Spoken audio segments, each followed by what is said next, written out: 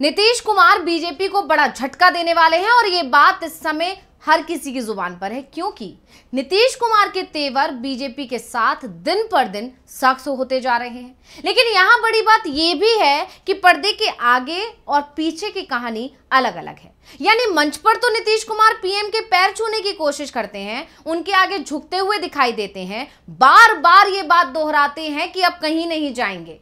लेकिन इसके उलट उनके जो एक्शंस हैं कुछ और ही बता रहे हैं। जिस तरह से वो बीजेपी के कार्यक्रमों से दूरी बना रहे हैं, बीजेपी के नेताओं से दूरी बना रहे हैं, उसे देखकर तो यही लग रहा है कि नीतीश कुमार कह कुछ रहे हैं और उनके मन में कुछ और ही चल रहा है।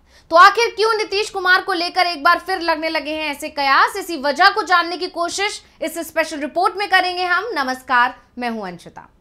नीतीश कुमार और बीजेपी के बीच रिश्ते दुरुस्त नहीं है, ये बात हर कुछ दिन में निकलकर बार बार सामने आ जाती है। अभी हाल ही में जब पीएम के दिल्ली पहुंचते ही नीतीश भी पीछे पीछे दिल्ली पहुंच गए थे, तब भी बिहार की सियासत गर्मा गई थी। चर्चा होने लगी थी कि या तो नीतीश किसी मांग को लेकर दिल्ली पहुंचे हैं या फिर पीएम मोदी जब जमुई आए थे तब नीतीश से उनकी कोई डील हो गई और इसीलिए इधर पीएम मोदी निकले दिल्ली के लिए और पीछे पीछे नीतीश भी पहुंच गए। हालांकि जब ये खबरें जोर पकड़ने लगी तो ये कहा गया कि नीतीश निजी कार्यक्रम से दिल्ली गए हैं, किसी शादी समारोह में गए हैं। लेकिन इसके उलट दूसरी खबरें ये भी आ रही थी कि वहां पर वो अमित शाह से मुलाकात कर सकते हैं, जेपी नड्डा से मुलाकात कर सकते हैं और बीजेपी के तमाम वरिष्ठ नेताओं से मुलाकात कर सकते हैं। हालांकि जब खबरों ने जोर पकड़ा तो यह खबर भी पूरी तरह से दबा दी गई और उस बार कुछ खास निकलकर नहीं आया। लेकिन अब जो खबर सामने आई है उसने एक बार फिर से चर्चा को गरमा दिया है। अब चर्चा है कि नीतीश की कथनी और करनी में बहुत अंतर है। नीतीश का बार बार हर मंच से ये दोहराना कि वो अब कहीं नहीं जाएंगे, ये सिर्फ एक छलावा है। असल में नीतीश की रणनीति तो कुछ और ही है। नीतीश बार बार ऐसे बयान देकर सिर्फ बीजेपी को भ्रमित करना चाहते हैं, जिससे बीजेपी भरोसा करके नीतीश कुमार पर बैठी रहे और जेडीयू की गतिविधियों पर ज्यादा ध्यान ना दे, उधर नीतीश बीजेपी के साथ खेला कर जाए। तो ये तमाम बातें जो हो रही हैं ये यूं ही नहीं कही जा रही हैं, बल्कि झारखंड चुनाव से जिस तरह नीतीश कुमार और उनकी पार्टी के दिग्गजों ने दूरी बनाई हुई है, उसके बाद से इन चर्चाओं को एक बार फिर बल मिल गया है। आप जानते ही हैं झारखंड विधानसभा चुनाव का प्रचार खत्म हो चुका है। चुनाव प्रचार खत्म होने के बाद अब 20 नवंबर को झारखंड की बची हुई 38 सीटों पर मतदान होना है, जहां एनडीए और इंडिया गठबंधन के बीच कड़ा मुकाबला है। लेकिन चुनाव से पहले जेडीयू ने कुछ ऐसा कर दिया है जिसको देखते हुए जानकार तो ये भी दावा कर रहे हैं कि एनडीए टूटने वाली है। और क्योंकि एनडीए टूटने वाली है तो झारखंड में एनडीए की हार तय मानी जा रही है। अब ऐसा क्यों कहा जा रहा है, इसे समझना भी बेहद जरूरी है।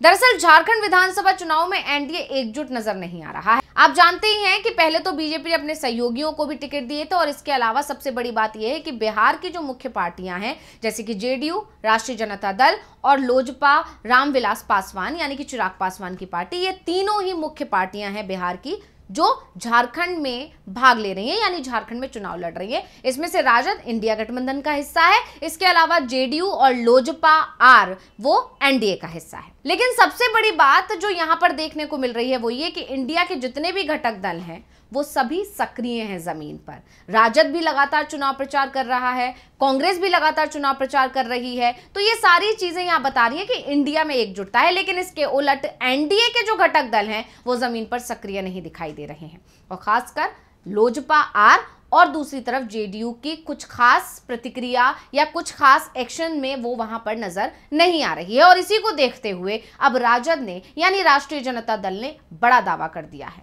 तो राष्ट्रीय जनता दल ने एनडीए में टूट की आशंका जता दी है। जिस तरह से जेडीयू ने दूरी बनाई हुई है प्रचार से, उसको देखते हुए राजद का कहना है कि एनडीए में कुछ भी ठीक नहीं है। राजद ने कहा कि एनडीए के नेताओं को इस चुनाव में भारी हार का सामना करना पड़ेगा और उन्हें इस बात का एहसास हो चुका है।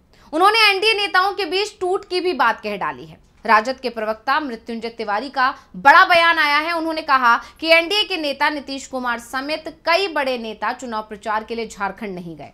एनडीए के नेताओं को एहसास हो गया है कि वो झारखंड विधानसभा चुनाव में हार रहे हैं, इसलिए वो लोग मन से चुनाव प्रचार भी नहीं कर रहे हैं। उन्होंने ये भी कहा कि नीतीश कुमार जेडीयू के राष्ट्रीय अध्यक्ष हैं, एक प्रदेश के मुख्यमंत्री हैं, उनकी पार्टी झारखंड में चुनाव लड़ रही है और नीतीश कुमार झारखंड में 11 सीटों पर चुनाव लड़ना चाहते थे, लेकिन भाजपा ने उन्हें सिर्फ 2 सीटें दी, इसलिए वो नाराज हैं। और ये नाराजगी दिखाई दे रही है जब वो किसी भी उम्मीदवार के लिए प्रचार प्रसार करने नहीं जा रहे हैं और नीतीश कुमार को किसी उम्मीदवार ने भी नहीं पूछा और ये भी साफ हो चुका है कि एनडीए झारखंड में बुरी तरह से हार रही है। वहीं महागठबंधन की तरफ से तेजस्वी यादव ने लगातार अपने गठबंधन के उम्मीदवारों के लिए चुनाव प्रचार किया है। जब चुनाव प्रचार थम जाएगा और 23 नवंबर को नतीजे आएंगे तो हेमंत सोरेन की सरकार बनेगी। नीतीश कुमार हरियाणा जा सकते हैं, लेकिन बगल में ही झारखंड है, वहां नहीं गए। तो ऐसे में ये सवाल तो उठता है कि आखिर उन्होंने झारखंड से दूरी क्यों बनाई।